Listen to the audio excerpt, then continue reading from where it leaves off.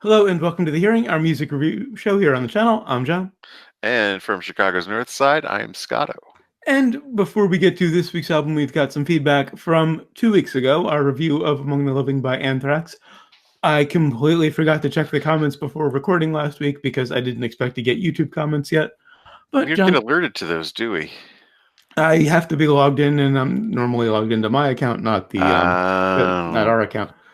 John Phillips in the comments on that YouTube video said, I hate to be a snob about this, but Eddie Kramer engineered albums for Led Zeppelin, the Stones, and as far as producing Hendrix, only albums released after his death. Eddie also produces albums for Kiss. In a later comment, he said, "I hope I didn't come off as comic book guy from The Simpsons." Not at all, John. I appreciate being corrected. That's a sick reference, though. Oh yeah. That didn't come off condescending at all. I appreciate being corrected if I'm factually wrong, so thank you for that. And on to this week's album, which is from 1978, Outlandos by The Police. The Police were a British rock band best known for Sting, let's be honest. Formed in London in early 1977 by American drummer Stuart Copeland, English bassist and vocalist Gordon Sting Sumner, and Corsican guitarist Henri Padovani, Copeland had previously played in the British progressive rock band Curved Air, and after they split up, he felt inspired by the punk rock movement and was eager to put together a new band. He knew Sting from his time in the jazz rock fusion band Last Exit, and the duo recruited Padovani and formed The Police. Later that year, they added English guitarist Andy Summers, who is a decade older than Sting and Copeland, and was Holy shit. Yeah, Summers is a decade older than the other two. He's in his mid-70s. Oh, wow. Yeah. And he was already a veteran of the industry, having played with Eric Burdon, John Ward, Joan Armatrading, David Essex, among others. Padovani was fired in that August, cementing the band's final lineup. They recorded 5 albums together before going on hiatus in 1984, and then briefly reconvening in 1986 to play 3 concerts and attempt to record a new album. Unfortunately, Stuart Copeland broke his collarbone in a fall from a horse, so they only ended up recording an updated version of Don't Stand So Close to Me. That was the last thing they recorded. So wait a minute, was it that 85 version that really slowed down? That was the last thing they recorded. That was brutal. And then they reunited in 2007 for a tour, but once again split up the next year as soon as the tour ended. I'm not going to say this for a fact, but from everything I've gathered, Copeland and Sting hate each other. Because Sting has worked with Summers. Yeah. A number of times since then. And I think Summers was kind of the middleman of all of it. Yeah. But those two were just at each other constantly. It was Davies, what were the 2 brothers from Oasis? The Gallagher brothers. It was that kind of a deal. One wanted to be a Beatles cover band or tribute band. The other wanted to smash watermelons. Mm-hmm. But it was, they just constant tension between those two. Anyway, Outlandos is the band's debut album, and it features what is undoubtedly their most famous song, Roxanne. Yeah. It was released on November 2nd, 1978, produced by The Police, and features Sting on bass guitar, lead and background vocals, saxophone, harmonica, and butt piano. I'll explain that later. Andy Summers on guitar, backing vocals, spoken vocals, and piano. Stuart Copeland on drums, percussion, and backing vocals, and additional musician Joe Sinclair on piano. On to the tracks. Reminder, I don't edit any songs into our videos for copyright reasons, but down in the description and on our blog at johnandscotto.com, you'll find links to find Outlandos on Spotify and YouTube, so you can listen along if you'd like. On to track 1, Next to You. Despite being essentially a love song, Andy Summers and Stuart Copeland initially felt the lyrics were neither aggressive nor political enough for their style at the time. But Sting was adamant about keeping the song as it is. It includes a slide guitar solo that Copeland dismissed initially as old wave. But I love that it opens up with a punk song. Right. And I mean, this is probably the catchiest, of the punk songs that they did on this. Yeah. So it was a good way to start the album off. Mm-hmm. And it really kind of gives us the first evidence of how textural Andy Summers gets with his playing, Yeah. the way he overlaps some of the guitar parts. And also, I love how the vocals overlap in the chorus. For me, though, the star of this and pretty much the entire album is actually Stewart. Oh, Like his drums. I will be gushing about Stuart Copeland. Yeah. He's one of those guys I don't really think about, and I don't think he ever gets the love he deserves. He deserves to be worshipped like Neil Peart does, Right. I and I think mean, he is a very, very close second to Neil for my favorite drummer of all time. Might whoa. even top Neil. I mean, some of the work he's done outside of the Police, amazing. I mean, he was, he played drums for Peter Gabriel, like Mhm. Red Rain with that, Right. that hi hat in the Yeah. beginning, and then the Well, whole. he is a master of the hats, Right, master of hats and exactly. cymbals. If it is Yeah. if it is thin and metal, Copeland goes for that first.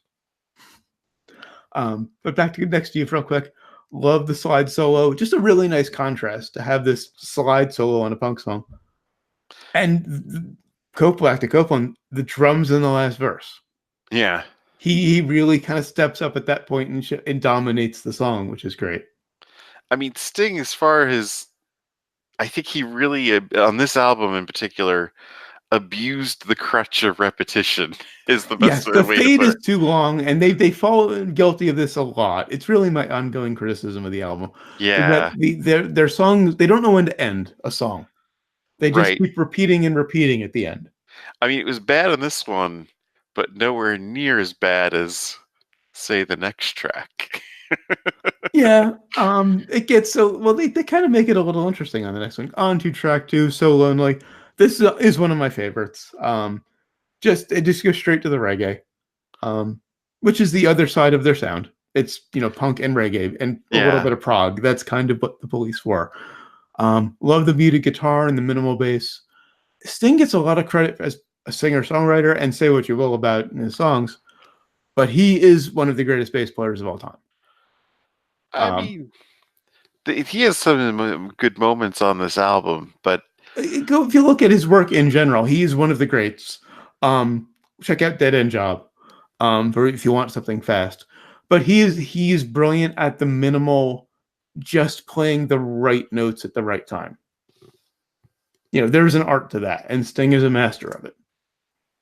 But yeah, I found this one to just be way too. I mean, I've heard it before, but of course, I mean, there's a handful of tracks that you definitely Yeah, hear. there's 3 that on you this. have heard repetitively on this Yeah, album. and this one, it's just way too repetitive. And when they slow it down, I just find that kind of embarrassing because it's kind of like this lounge lizard punk that he's getting into vocally, and At it's the kind end, of I kind of like the breakdown at the end. it's kind of a harbinger of what Sting is going to become later on. But I say I love the punk, kind of punkish. They go kind of punk in the chorus after Yeah, this reggae, which is a really nice change of pace. The reggae section, the hi-hats are brilliant. Like that is where we get the first dose of what Stuart Copeland is going to pioneer. yeah, He's just working the hi-hats. Like the lead work in the second verse between the solos, and he almost kind of shreds on the solo, yeah, which is interesting for Summers because he isn't a shredder. He's not that kind yeah. of player. The harmonica was an interesting, kind of weird choice. All right, yeah. It was kind of like, okay. And then we get this breakdown at the end that I personally I like. I like the groove of it. You thought it was a little cheesy. Yeah, yeah. It's one of those lounge acts where they try to do the call and response almost when they do have an audience, and you could tell he was thinking of that. Yeah, and I will admit, yes, it also once again goes on too long at the end. That is, I think almost every song I have that note on. Well, yeah. None of these songs should be over 3 minutes. Right, right. And this is Agreed. almost 5, and it's like, what the fuck are you guys doing? Yeah. Could you imagine any other punk band like, oh yeah, we're gonna do like a. Well, bear in mind, Copeland played in a prog band before this. Yeah, Sting played in a fusion band before this. They were not punkers. they were trying for it though. But they were prog heads trying to play punk. Yeah, I mean, Summer's background is jazz as well. And just to show what a genius he is, his first album outside of the band was or one of his first, was a collaboration with Robert Fripp. All He's right, on right. that level. So you have very skilled musicians trying to play very simple music.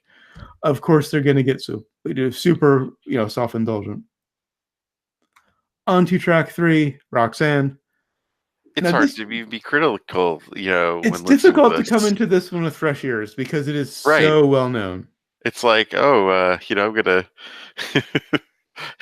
gonna listen to like the national anthem or Yeah. something and try to rate the musical Bit of, bit of breakdown. bit of trivia though. During the recording, Sting accidentally sat down on a piano in the booth, or in the sound room, in the recording booth, resulting in the atonal chord and the laughter at the beginning of the track.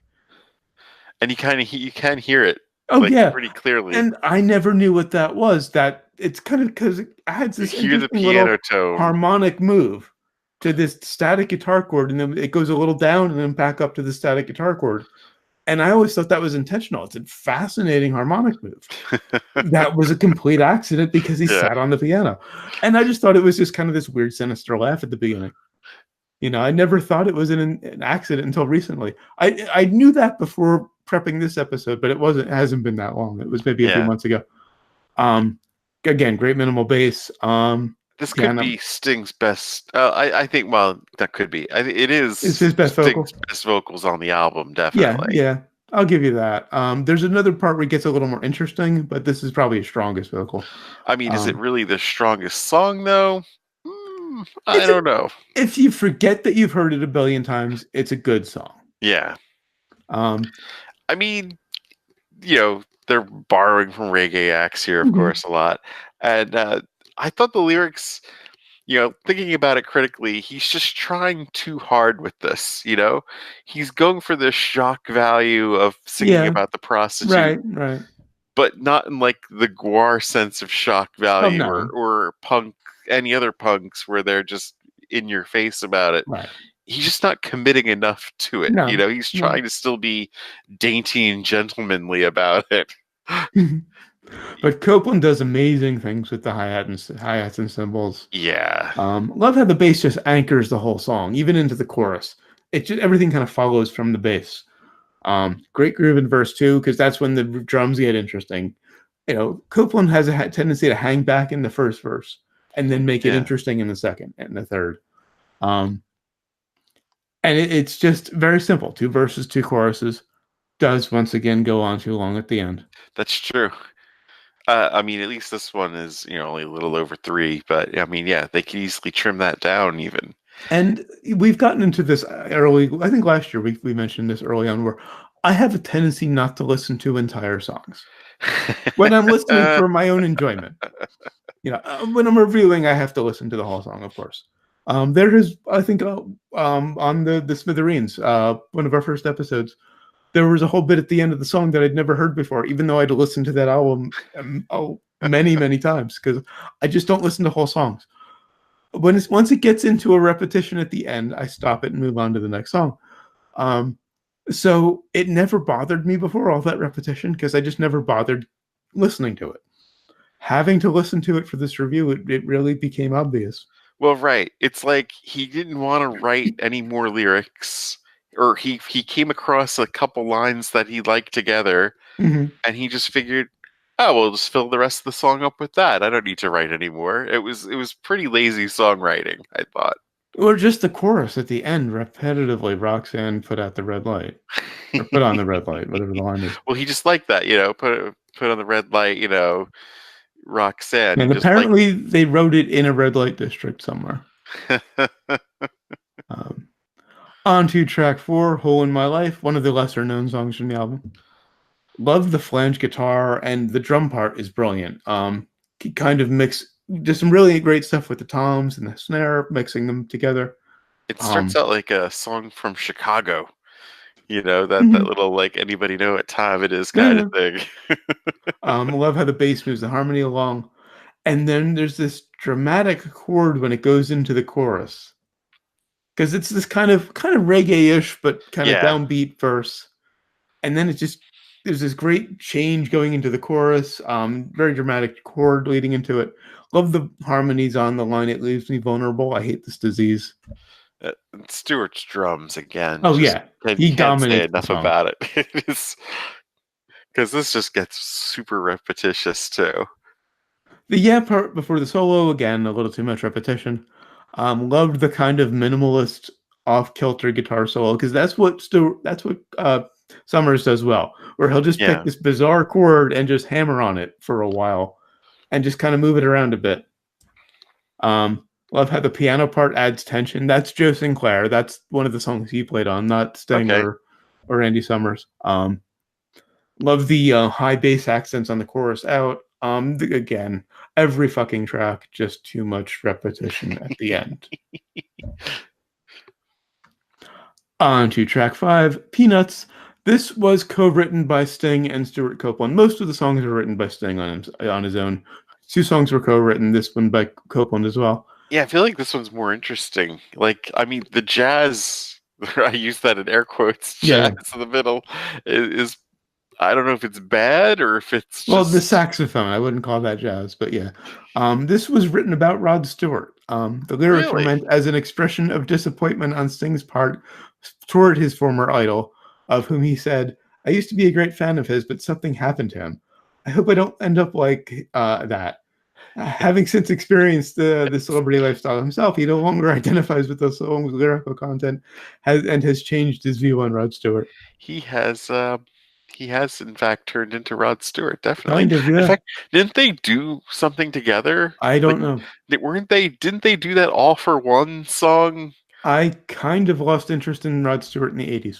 Like wasn't it Bryan Adams, Sting, and Rod Oh, Stewart? no, the song from the Robin Hood movie. Was it? No, I think it was the Three Musketeers, or maybe it was. Okay, wait, one of those movies. Yes, I remember I have to now. look it up. But Um, yeah, the three of them, you're right. You're okay. Yeah, I forgot about that song. I could have sworn Rod I, Stewart was in on that. he might have. That's I with Sting. right. Yeah. While you look that up, this Yeah. was another one of my favorites. Love the bass line. This is the first like song where he doesn't get just minimal and simple. He really drives the song. Kind of punk, but a bit more complex. Yeah, it's horrendous. It's Bryan Adams, Sting, and Rod Stewart together for a Three Musketeers movie from '93, which I don't See, even that was the problem. It can't was even the say I 90s remember. because all 3 of them were good in the 80s. I loved Reckless, Bryan Adams, Rod Stewart, Infatuation, Sting with the Police in the 80s. All 3 of them were great. A decade earlier. Rod Stewart was better in the '70s though, with Well, he better in the 70s, Faces. but yeah, fair. But he was still interesting in the 80s when he was working with Jeff Beck. Anyway, the guitar solo, Peanuts, he actually properly shreds. Andy Summers shreds, which is a very rare thing. And then we get the saxophone out of nowhere. Yeah, I haven't decided whether it's bad or interesting. I've heard this album. I love this album. I've heard it many, many times. So I've gotten used to it and I really enjoy it just because of the sheer weirdness and just the fact that he then starts yelling peanuts. Right, I'm not sure I understand that entirely either. I Like a don't think stadium there vendor yelling I peanuts. don't think there is anything to understand, or maybe there is some reference that I don't know. Yeah. I just love the sheer weirdness of it. Yeah, like I said, Um, it is definitely one of the more interesting songs mhm. on the album, that's for Yeah. sure. And it ends with just the sax on its own. On to track 6, Can't Stand Losing You, the third of the songs that everyone knows from this album. I'd pick this one as my strongest. Okay, interesting. Great Gets groove. in, it gets out. We get more reggae. Yeah. But it's a little sinister this time. Oh yes. There's this kind That's of why I think synth it's the underneath strongest. that kind of adds tension to it. I love the snare and tom hits in the second verse. It's not just the snare. It's a mix. I think it's a floor tom. Really interesting sound. There's a great breakdown before the bridge. I think it's Sting's best lyrics on this. Yeah, Maybe even of all interesting because the Sting's lyrics. I'm not too sure how I feel about the whole suicide angle. As someone with mental health issues, it's kind of feels a little trivializing because he writes Yeah. that about a breakup. But quibbling, different time. Right, and it does leave you asking, like, is he really, suicidal, or is he just putting this on for this girl, That's you true. know? Yeah, yeah. That's a good point. This is the first real evidence of how textural Summers can get. Because Yeah. he really breaks out the kind of odd um, textures and kind of volume swells and things he did in later songs. I feel this is where it really comes together, like all the sounds that they're trying to Yeah. mix in other, songs between reggae, punk, and Hmm. jazz. Yeah, yeah. And this really, I mean, if there was one Police song that I had to play to demonstrate their sound, I'd choose this one. This is first choice. On to track 7, Truth Hits Everybody. This is another favorite of mine. Again, another lesser known song. Yeah, Love the vocal melody. I like hearing Sting's lower register on this one. It's interesting to hear him go a yeah, bit lower because he's normally up here in the tenor range, like on Roxanne. Um, and there's this bell-like guitar tone, which I find fascinating. The guitar sounds on this are fascinating. Great insistent drum part on the beginning of the chorus because it's almost blast beats. right. Um, and then there's I don't know if it's a guitar or percussion on the solo where it's just this bell sound. I think the Offspring covered this, which Yeah, okay, I saw something about a cover. That's is not very surprising because it is a very Offspring-like song. You could definitely see yeah, them yeah. taking this I should look that up. and their sound from them. Yeah. Just a good simple song. Yeah. Track 8, Born in the 50s. This is my Eek. choice by picture weakest. Yours as well? Oh, I think this could be one of the worst songs we've done for this show. And this, I don't know if I go that far. Oof, this is brutal. And it's interesting because it's a lull just before the album gets really fucking interesting. Like, it's the first I mean, we've done songs where I was like, I don't think I like that one. This is the first song I can honestly come out and say, I hate it. Wow. I don't think I've said that on this show about a song. No, no, no. I mean, there's stuff that just didn't do it for me, but Yeah, this is just like that late career Billy Joel. But I mean, it's just that baby boomer navel gazing yeah, yeah. stuff Oh, yeah. that's just fucking It's just terrible. nostalgia run amok is what I have in my Right. head. And it's too early for nostalgia, guys. I mean, come on. You're only like in your 20s at this point. Yeah, true. Or maybe pushing 30. But like, what the Yeah. fuck? I mean, it's just. I mean, it's like the Cold War kids, and Billy Joel's song. Mhm. It's oof. On the positive side, nice jangly guitar tone. And I like how the guitars kind of overlap in the verse. Bridge is a nice change of pace. That's all I have to say about it. It's Lyrically, very it's a train wreck. it's very Who influenced. Yeah, Like this and the next song are both kind of like Who tributes. I feel like this is the kids are all right kind of Who. fair. Yeah, I can hear that. Which leads us to our next one. On to track 9, because that's enough of Born in the 50s. Yeah. Be My Girl Dash Sally, co-written by Sting and Andy Summers. I wonder who wrote what. Andy Summers wrote the really interesting songs that pop up once in a great while. Yeah. This one, Mother and Mother from Synchronicity, Someone to Talk to, which came out a little later, opens up with this kind of palm muted riff, just very ahead of its time, very 80s. Yeah. And this very kind of twee "Will You Be My Girl" chorus, which is with a nice high harmony. Yeah, it's a very like Tommy, Who here. Yeah, kind of twee, very typical Sting. And then this really interesting chord hits, and then we get Andy Summers on full blast. The full Summers, a poem about a blow-up doll with this atonal piano that was played by Summers. Which I could totally hear the Who doing too. Yeah, that's fair. And the spoken vocal, and I don't know, I haven't heard him speak enough to know if this is his normal accent or if he was affecting an accent. I loved his delivery on the line in a special magazine. Yeah. He's just going on about this blow up doll, and it's just hilarious because he's about having a relationship with a blow up doll. Right, about where they're bouncing and stuff. Yeah. I also love the line early on. I could only get unconscious if I'd had too much to drink. Guy who's just totally down on his luck, buys a blow-up doll, falls in love. There are also kind of whale sounds at the end, which even as many times as I've heard it, always strike me as odd. It's probably just Sting at the complete upper end of his register, impersonating a whale, but it's just odd. You sure it's not a guitar work It's like not. I don't David think it's a guitar. Gilmour? I'm pretty sure that's Sting. On to track 10, my favorite, probably my favorite Police song. Period. Masako Tanga. This is just an amazing groove.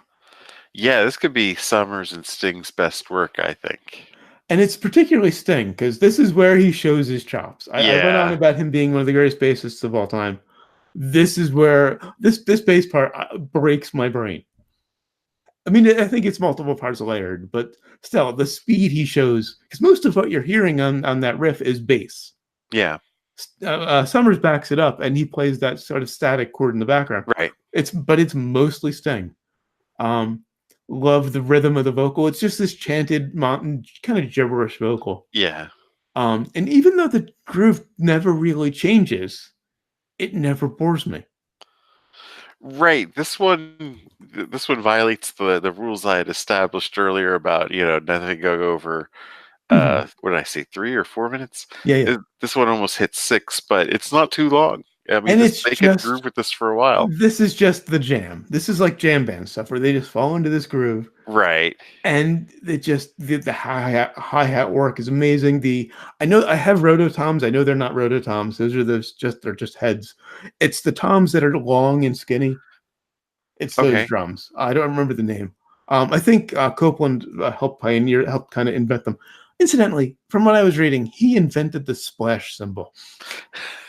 That's how fucking revolutionary he was. Really? But yeah, he does some amazing work on those toms. And these are these kind of backward sounds that fade in and out. This is where I have that Copeland should be just as worshipped as Neil Peart.